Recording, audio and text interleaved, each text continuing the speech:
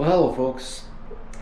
Well, this video was supposed to be about getting ready to do some taping and mudding, but I've got myself into a little bit of a pickle here with my plumbing. So in the last video I was showing you the how we were changing the pipes and everything, and I wound up that video by giving you a little walk around and showing you my shower base that was all installed and set, supposedly for the final time. All I had left to do was to go underneath and connect the drain. So I did that, went underneath and hooked up the drain and tested it, ran some water down, and that thing is leaking. And it's leaking around the in the flange area. So you know what they say about the best laid plans of mice and men. They often go awry. And for you literary type folks, that's that's a line from Robert Burns, one of my favorite writers. And so I'm going to show you what happened and how I got myself in this pickle and what I'm going to do to fix it now. So yeah, this is a good one. So I'm going to turn the camera around and show you what I'm doing here. All right, so if you remember the tub video where I installed the tub, I mentioned in that video how the toughest part of these things for me is doing the drain. And I ran into trouble with the drain on my shower.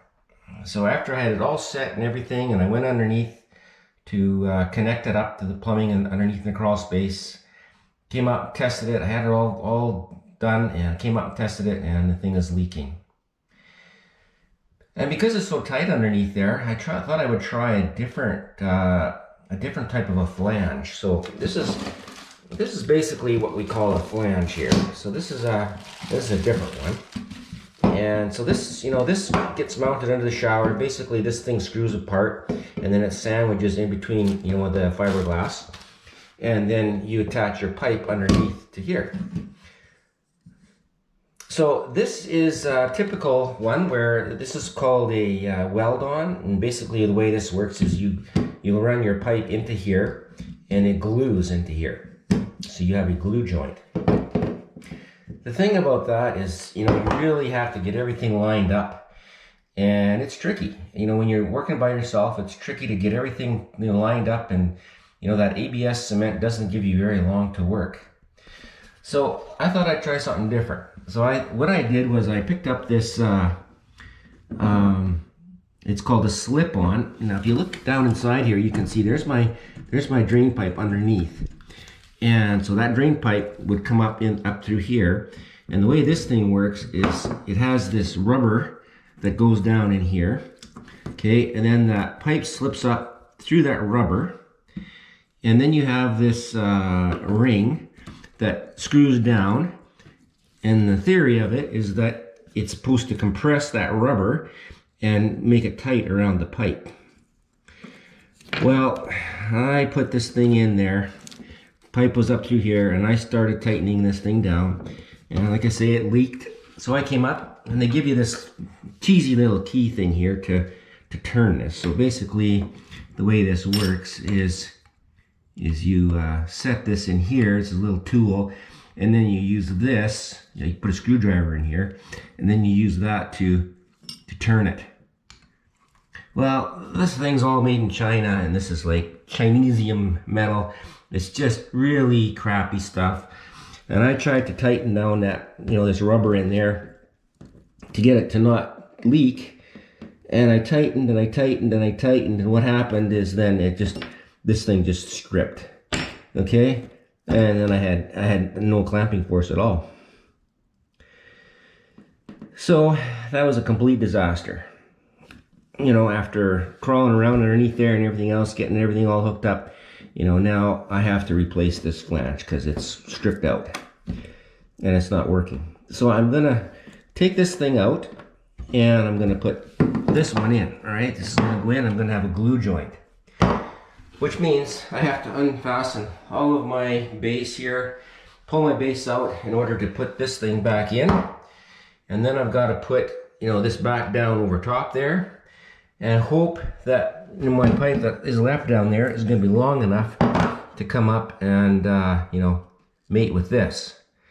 If I get lucky, it'll work and I won't have to change my pipes underneath there. But the way this is going, this is hasn't been so lucky for me. So I'm going to take this out. So this just goes to show you that, mistakes can happen, stuff can happen to anybody. I do a lot of this stuff. I've been doing this stuff all my life, and here I tried something new, a new product, thought I was going to make it easier on me, and here I'm into like hours of work now to get this fixed. So, stick with me. I'm going to show you how I'm going to do this.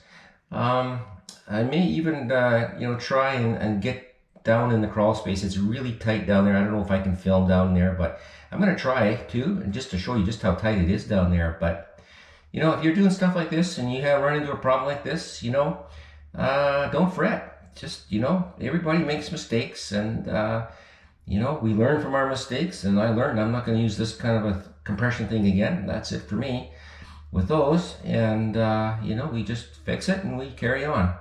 And if you're doing this stuff yourself as a DIYer, just don't get freaked out when things go wrong. Things go wrong for everybody, and the key is to figure out how to fix it and just get it done. All right, so I'm gonna take this shower base out of here and try and get this out now. Now here's another thing with these flanges.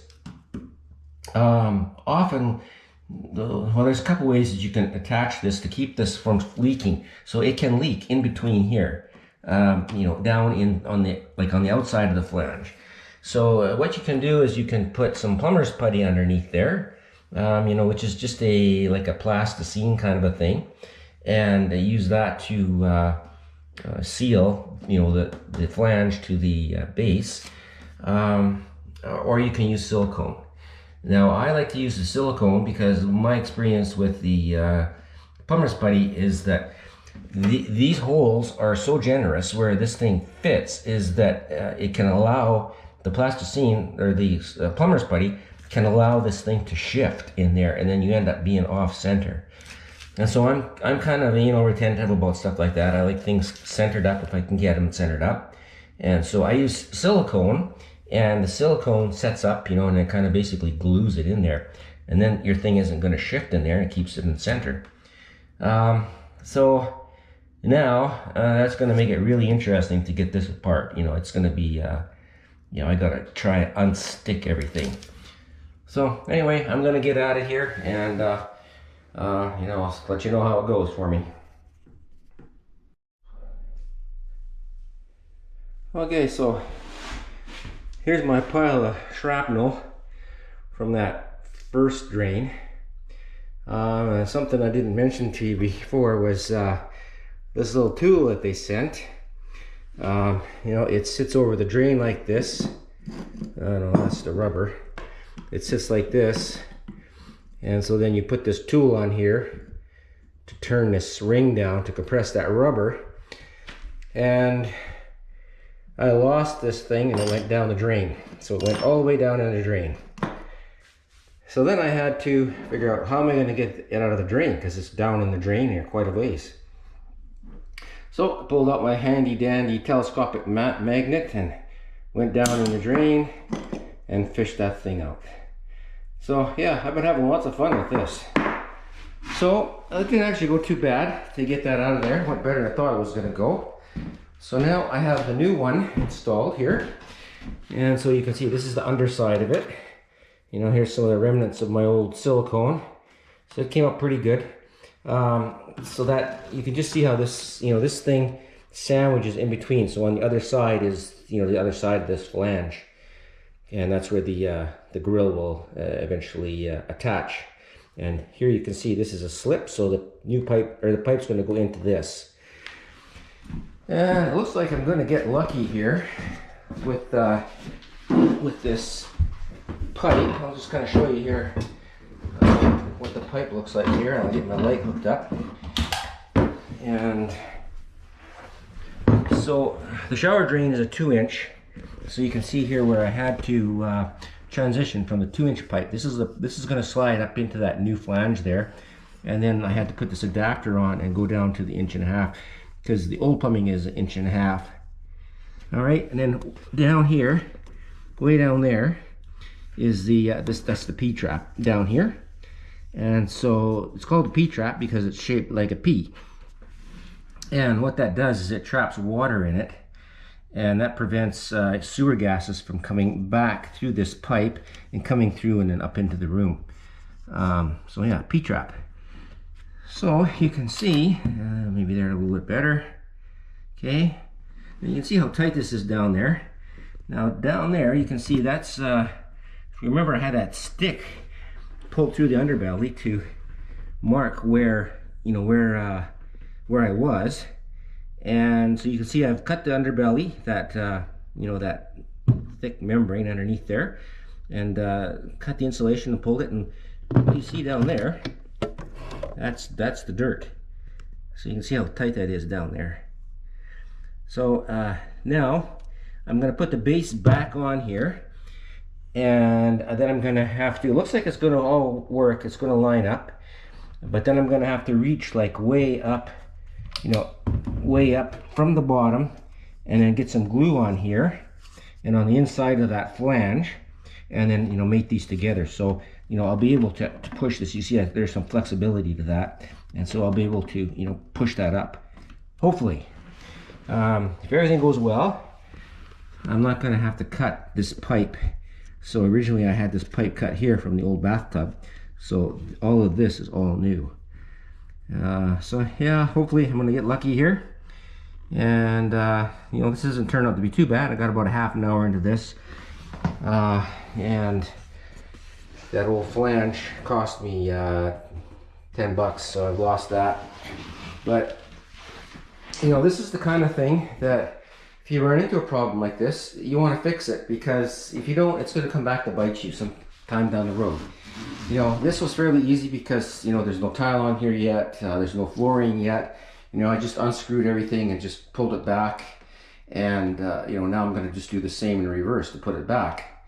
You know, once you get tile on this and you get a shower enclosure in here and tile, you know, tile on the floor, and then you have a problem with that thing leaking, then that's a whole other ball game. You know, you then you're going to have to somehow get that apart. You know, it's much easier to deal with that flange, you know, with it laying here like this on the floor, as opposed to, you know, trying to get underneath and cut it apart and take it apart, and you know, that just would be, yeah, a whole other thing, and you don't want to go there. So, you know, anytime you have something that doesn't work for you, don't try and fudge it, you know, fix it. All right, so I'm going to start putting this back together, and next I'll take you down in the crawl space to just kind of show you how tight that is down in there. Okay, and just so you know, this drain is it's called the Pro Connect slip-on drain. And I bought this at Home Depot here in Canada. You know, maybe in the States you can't get it there, but you don't want it. Don't buy this thing. It's garbage. Avoid it at all costs. Go with what's called a weld-on. Don't go with a slip-on. You know, I thought I was going to make things easier for myself by having a little bit of adjustability. You know, by not trying to get everything glued together there and, you know, fit everything by myself. And it didn't turn out. And it's just... yeah, like I said, this thing, you know, I couldn't get it to tighten down. You know, it basically failed before I could get it tight. So, Pro Connect from Home Depot in Canada anyway, stay away from it. Don't want it.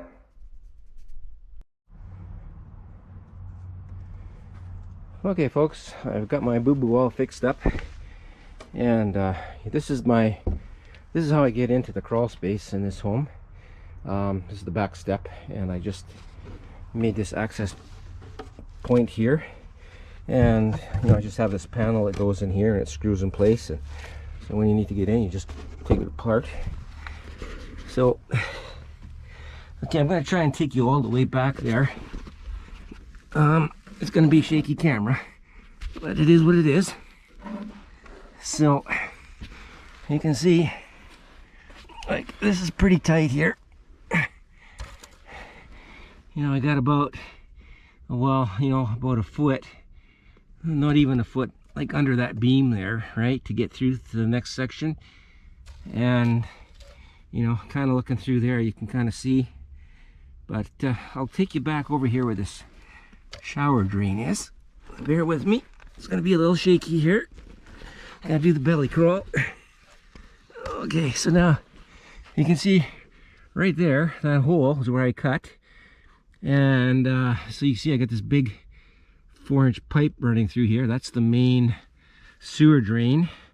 Okay, that comes right from the front of the, there's that bathroom up at the front, so it comes all the way back. You can see it coming through here. All right, and then it goes back under here. Okay, and then there you can see there's a clean out. From there it goes out underneath the skirting and out, and then God knows where it goes from there. Yeah, and while I'm here, I'll show you this metal pipe here. That's the dryer vent. So the dryer is up above there, but to get to that point, that's like 4 elbows to get to that point. So that was pretty tricky, I'll tell you. All right, and so that's a solid pipe that goes right out to the skirting over there, and then there's a hood out there with a damper on it. And I sloped it a little bit because, you know, you can get condensation in there. So you can see it slopes towards the outlet there. So if any condensation gets in there, it's gonna run down that way and out. So when you're doing dryer pipes, like you can see right there, there's a joint. You don't screw your dryer pipes together, because that if you put screws in there, that can catch lint and stuff in the pipe and just clog your pipe. So you always use tape. You use a foil tape to put your dryer pipes together. Where we are, we can't use that flex pipe, that plastic flex pipe. That's not approved here, so there's none of that in here. That's what was here before, you know, from like almost 30 years ago. And I did find a place where it did come out, and it was just blowing right into the crawl space here, just on the ground. Okay, so now I got to get over this pipe here. I'm gonna squeeze over this pipe. All right, and I'm gonna show you. Okay, so now there you can see this is what this looks like from the bottom. Okay, so up in there, I don't know if you can see it or not. I can't see the monitor on the camera, but I think you can see that flange on the bottom of the shower up there. Comes down into this P-trap and then into the main sewer pipe. Okay, and then you can also see there's those new pipes, those new PEX pipes that I installed.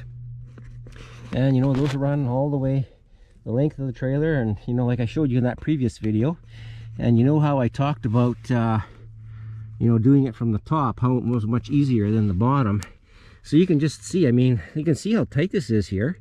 And then, you know, to get up in there, you know, you've got to cut this belly fabric here, and then you've got to tear your insulation out. So, you know, you really disturb a lot of stuff if you go in from the bottom. You know, that's 6 inches of insulation here in the belly. And, you know, like, you know, it's just really tough doing this underneath here. It's brutal work. You got stuff falling in your face and your eyes, and, you know, it's brutal. So that's why I do it from the top. And interesting thing about this is that before I figured this out, to do it from the top, and again, you can only do it from the top if you're, you know, picking up your floors and putting new floors. So you know, I get that. But I had a plumber come to one job that I was working on. It was a mobile home. It wasn't my project, but I was there doing something else for someone, and so they asked me to prep for the plumber to do the repipe, the PEX repipe. And so, you know, I cut the floors and cut the holes in the floors like I did in this one. And the plumber showed up, and he seemed to be quite bedazzled about all these holes. In fact, he called his office, and we heard him on the telephone, and he was telling his boss about all these random holes that these people had cut in the floor, you know, to do this piping. And so I said to the guy, I said, look, If you'd rather crawl around underneath, go for it. But you know, I did this to you know, for you to for your convenience. And well, once he figured out what we had done for him, he was quite grateful that he didn't have to crawl in underneath. You know, did it all from the top like I did it before. All right, so this is kind of a little unexpected video here, folks. Just, you know, wanted to show you. So, you know, now I'm going to repair this. I'm going to put the insulation back in here, put this up, and then I use that, you know, that red sheathing tape.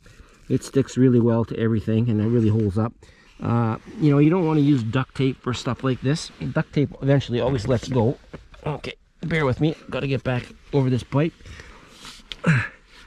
So, you know, another thing, when you're underneath here, okay, you can see here how, you know, this was kind of gaping around here. This is the where the furnace is, right up above here.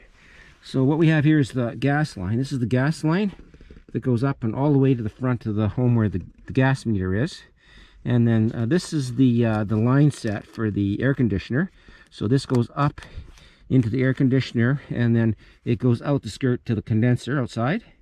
So gas line, line set for the air conditioner, and then this gray, this is a wire. This is the control wire for the condenser, the air conditioner. And this tube here is just a condensate drain for the air conditioner. So, you know, as it goes towards the front there, it opens up a little bit.